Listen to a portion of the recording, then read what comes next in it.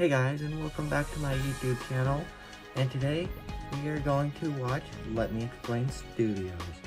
So, I know this is my first reaction video, so stay and watch until the end of the video. So then, yeah, why am I saying yeah? Okay, and if you hear like thunder in the background, it's because it's kind of thundering today, so let's get into the video. Hello my geeks and peeps, my explainers and entertainers, my little oodalollies, Rebecca Parham here. Even when I was young, I never understood the type of kid who did stupid, dangerous things for fun or attention. My grandfather, who was a rocket scientist for the Air Force, used to say that a mark of intelligence was understanding cause and effect. If I jump off of this very high rock into very shallow water, there is a high probability that I will break something important and possibly do permanent damage to my frail human body. Maybe the admiration of my peers isn't worth risking my entire future as a just kidding yeet! Yeah, I don't even understand. I just started wow. I don't even understand the meaning. What? I don't understand why they wanna do that. As they could like, yeah. So that's a stupid way to get hurt. Is gonna meow into water off a very high cliff into very shallow water. So yeah, hopefully Rebecca didn't do this and you guys shouldn't either. You guys shouldn't get hurt doing this either. So also this shout out to Robert IUK for this video idea, and yeah, let's get back into the video. I wasn't one of those kids. Not even close. I was the terrified one in the corner who had to muster up courage just to ask for the hall pass. So it's a jolly good wonder how I ended up in this precarious predicament that I'm about to describe to you. Let's rewind the clock, shall we? Hey, middle school Becca, you're up. The year was 6th grade. Still doing the preparatory school thing and still very much a loner geek obsessed with Pokemon video games and cartoons. But around this time, I did manage to make one friend for a short while. She was in the grade above me, which I thought made me so cool. At this school, you didn't make friends outside your grade. You stuck to your own kind. So the fact that an older girl wanted to be friends not only made me feel special, but it made me feel like I was getting away with something. Dang, Rebecca. That, honestly, I can relate to the corner thing. I'm still kind of a shy person in my school, so yeah. Good job for making a 7th grader friend when you were in 6th grade. That does actually feel pretty cool. And by the way guys, you're watching the one video that's her getting stuck on a roof, so just to let you know, I forgot to tell you guys that in the beginning of the video, sorry. But that is a good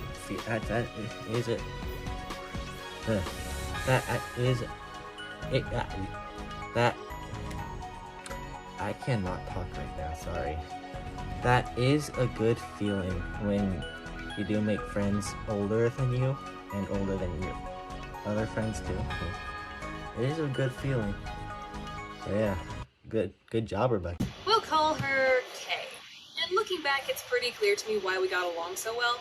While I personally thought she was one of the cool kids, she was clearly the loner weirdo geek in her own class. Proof that perspective is everything. Maybe one day I'll be as cool as her.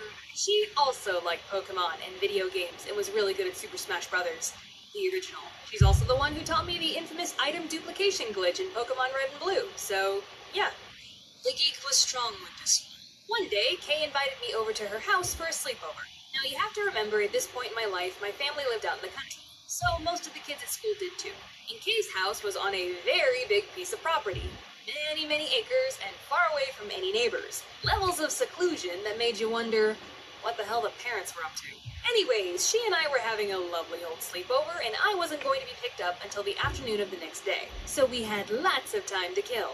After a very full night of trading Pokemon and playing all 12 characters in Smash, we were enjoying breakfast when her parents came in. They told us they were going to the farthest stretches of their property to work on a new house they were building. Right, new house. Gotcha. I'm ignoring the shovels and suspicious tarp. 1 second after Kay's parents closed the door behind them, she turned to me and gave me one of those looks that said, I'm about to drag you into something you're gonna regret. Now, I can relate to those faces because, yeah, me and my friends have done some pretty dumb stuff. And me and my friend always make a face like that to each other when we're together. Like one time, like this is when I was like really young. My friend got me to drive a 4-wheeler for the first time, and they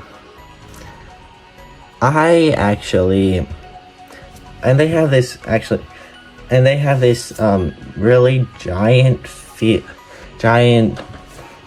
home property thing, whatever it's called. Yeah, property. And I haven't driven one before because I just haven't. And then I go for a turn, and then by the way, my friend's on a dirt bike too.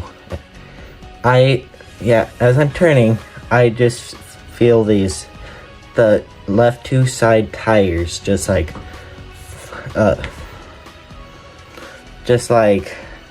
lifting off of the ground, basically. And then out of nowhere, I'm just on my side, basically. Yeah. I'm not gonna tell you the other stuff we did. It's pretty dumb. Would make this a non-problem because everybody and their grandmother has cell phones that might as well be implanted into our hands. But back then, you didn't get a cell phone until you were like a teenager, if you were lucky, and whatever phone you did get was just that, a phone. Not a mini computer with access to a literal world of distractions and activities. So even if I did have a phone back then, chances are I wouldn't be carrying it on me anyways. So that meant we were stuck on a roof with no one else around. I vote you jump. If your legs aren't broken, go back in the house and open the window. Neither of us were going to jump. First off, it would have been stupid. Secondly, her house was on a hillside with lots of jagged rocks. So if you jumped, you weren't just going to fall 12 feet. You were going to hit and then tumble down a steep rocky hill. So, might get a boo-boo. There were trees around us, but none of them were close enough for us to climb down. And if my childhood friend Jocko taught me anything, it's that twigs have a weight-bearing limit. Our next option? Scream! Kay's parents were working on a house over a mile away. So all we two middle school girls had to do was create the same level of decibels as a rock concert in order to just barely be heard at that distance. Oh yeah. Surprise, surprise. 10 minutes of screaming didn't do anything. It just made us a little hoarse. So we couldn't jump, we couldn't climb, and we couldn't call for help. What is a girl to do? Well, my beautiful mind came up with a real humdinger. I started grabbing leaves off the adjacent branches and spelling out SOS on the roof. Yes, I really did that. I don't know who I was trying to flag down. A helicopter? Kite? A passing buzzard? Hey! Hey! We're about to be dead soon, so you might as well stick around. Ah, come on now, it could totally be worse. Nope. I will not be resorting to this Hollywood cliche of a joke. It was actually a nice day, but thank goodness it didn't happen in the middle of Texas summer. We definitely would have looked like SpongeBob and Patrick in Shell City by the end of it. We were stuck up there for 2 hours. But thankfully her parents weren't away that long. Must have been quite a sight to come home to. Hello, Mr. and Mrs. K's parents. I see you've made short work of that suspicious tarp. If you get us down, I promise not to testify against you in court. Why does she always bring home the weird ones? One ladder later, and Kay and I were safely back on the ground. Her parents were surprisingly chill about the whole thing. Didn't even threaten to tell my parents. It looked like I was gonna get away with my dumb decisions scot-free. Kay's parents didn't even bother to see me off when my dad came to come pick me up. Everything was coming up Becca. But just as I was walking out to greet my dad, and remember, don't tell him anything. Don't tell me what, dear daughter of mine. The jig was up. I had to tell him. And of course he was not happy.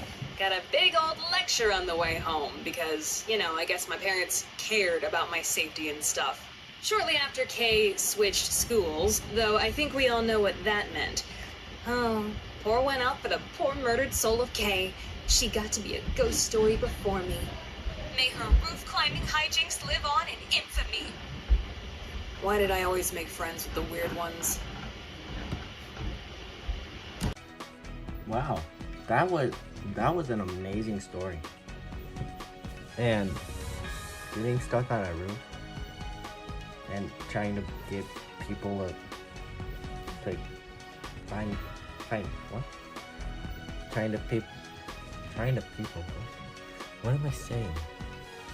Trying to get people to hear you up there, and they're like a few miles away. Building a house. Come on, I had to go with the theme. I had to go with the theme of the. I had to go with. Never mind. So that was I bet that lecture was pretty long. So anyway, guys, I'm gonna end the video here. Comment if I should comment what? Yeah, comment if I should do another reaction video, and if I should keep doing this channel or a different one, maybe Odd Ones Out, animations. Just tell me which one to do, and I'll do it. If, well, the most liked one I'll do, I guess. So anyways, goodbye guys.